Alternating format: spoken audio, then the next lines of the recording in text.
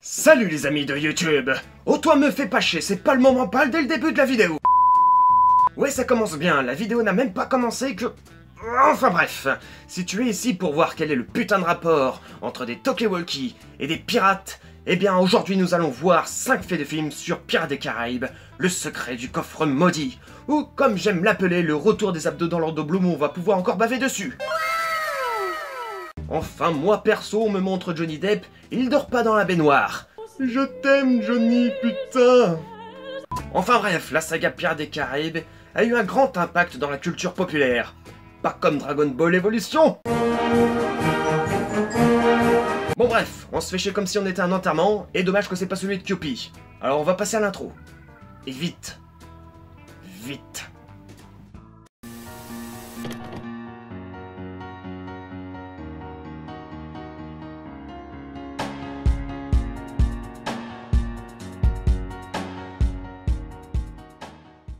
Avant de passer à ça, je tiens à vous informer que pour l'épisode 30, vous avez le choix entre 4 films. Mais pour cela, faut rester jusqu'au bout de l'épisode. Alors déjà, si tu veux connaître l'effet amusant du premier film, bah tu peux toujours aller voir l'épisode 19. Mais tu fais chier. Bah oui, les absents ont toujours tort. Alors que nous parle ce film? Eh bah ça parle d'un pirate.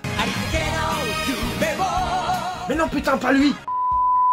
Eh, mon émission s'appelle Bip maintenant. Parce qu'il y a plein de bips. Tu comprends? Enfin, s'il y a des bips, bah on a l'impression que c'est... Bref.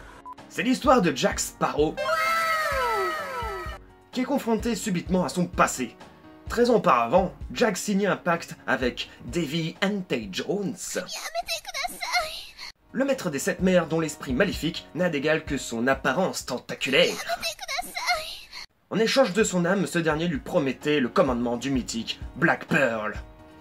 Aujourd'hui, Jones vient donc récupérer sa dette, mais donner son âme à Jones est sans issue. Et s'il ne veut pas payer sa dette, eh ben cet LM va venir le chercher, et non, c'est pas ça, putain. Il devra devenir un membre de son équipage hyper sexy. Pour éviter ce sort funeste auquel Jack ne tient pas trop, et ça se comprend, vu leur gueule, il n'y a qu'une solution, retrouver le coffre maudit de Jones, où son cœur s'y trouve. Ouais, ce film est vraiment énorme, surtout qu'il a déjà 11 ans.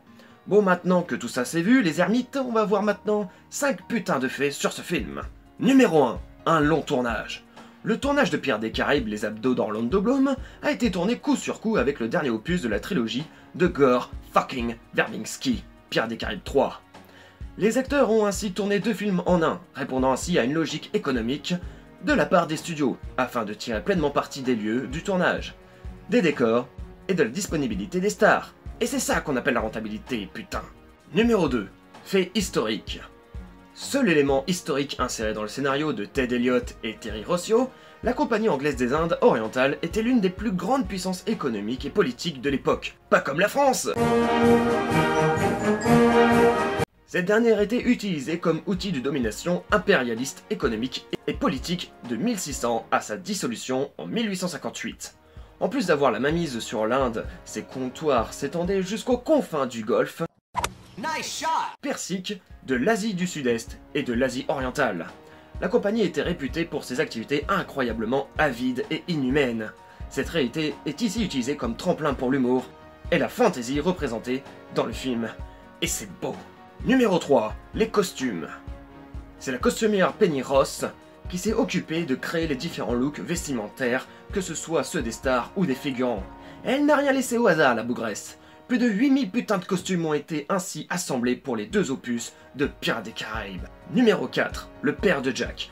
Alors que Johnny Depp se vantait, un peu comme un électeur gagnant du premier tour du Front National, d'avoir pris exemple sur le look et l'attitude de Kate Richard pour faire exister le capitaine Jack Sparrow, ce dernier était alors censé faire une apparition dans Pirates des Caraïbes, le secret du coffre maudit, en clin d'œil à cette déclaration. Il devait ainsi incarner le père de Jack Sparrow. Cependant, au vu de son engagement avec les Rolling Stones pour leur nouvelle tournée mondiale, il n'a pu se libérer, mais fera partie de l'aventure de Pirates des Caraïbes 3. Et heureusement. Non mais regardez-moi cette putain de classe. Numéro 5. Les talkie-walkie. Afin de célébrer le dernier tournage aux Caraïbes, l'équipe de Pirates des Caraïbes, le secret du coffre maudit, s'est rassemblée dans la tente de la cantine, au camp de base de Grande Bahama. Gore fucking Verbinski, Jerry Bruckheimer et le reste de l'équipe de tournage, parce que j'ai pas le temps de tous les citer, ont tenu un petit discours faisant le bilan de cette putain d'aventure, dont voici quelques exemples. Plus de 6000 piles ont été utilisées par le département du son. Au plus fort du tournage, plus de 200 talkie-walkie étaient en fonction sur le plateau. Oui, c'est la dernière fois que j'utilise ce mot. Et 539 km de pellicules ont été tournés. Assez pour relier Los Angeles à Sacramento, ou Paris à Mulhouse, ou pour rechercher l'intelligence de Cupid qui ne fait pas son boulot. Et voilà pour ce film vraiment esquis, et pour l'épisode 30, vous avez le choix entre Alien le 8ème passager,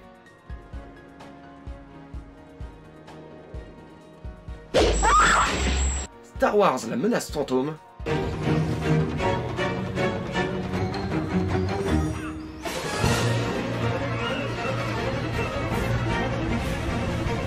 Nausicaa de la vallée du vent,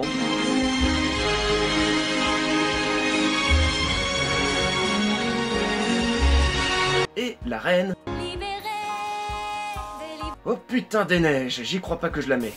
N'hésitez pas à lâcher le pouce de l'amour, car vous en avez beaucoup trop en vous, et il est temps d'en relâcher. Je parle de votre cœur. Et de votre pouce bleu, hein. Lâchez le commentaire pour lire votre film, c'est important. Partagez la vidéo, c'est ce qui fait vivre la chaîne. Et suivez-moi sur les réseaux sociaux, si vous vous faites chier. Je vous dis à plus tard sur la chaîne. Salut les amis de YouTube.